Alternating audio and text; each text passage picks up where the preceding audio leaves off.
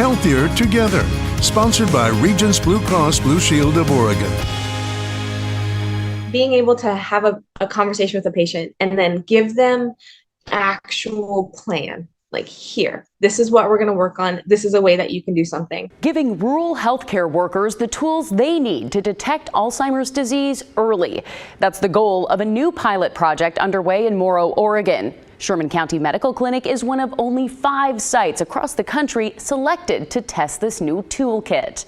This is where early detection can actually lead to disease modification. It's estimated that 69,000 people 65 and older are living with Alzheimer's in Oregon. The population of the United States is growing with certainty, and that is also reflected in our rural communities. And the average age in rural communities tends to be a little bit older. In Sherman County, the average age is nearly 48. That's more than 10 years older than the average age in an urban area like Multnomah County.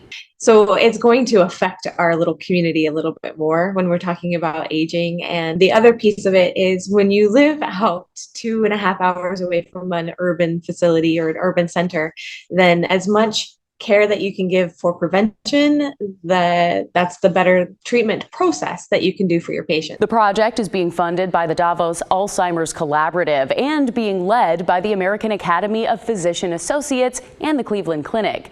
The idea is to increase rates of cognitive screenings of older adults.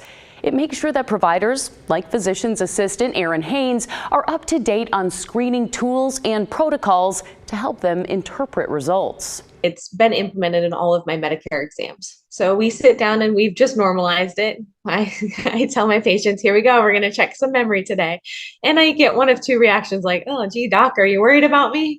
Or thanks, because I couldn't remember somebody's name the other day and I'm a little worried about it. Early diagnosis makes way for early intervention and treatments. It also helps family members who often become the caretakers, giving them time to learn and adapt. And we can look for little tweaks that we can do in either their lifestyle or how they're managing their independence to keep them as independent as possible. Learn more about the pilot project and find resources to Alzheimer's and dementia support at kgw.com/healthiertogether.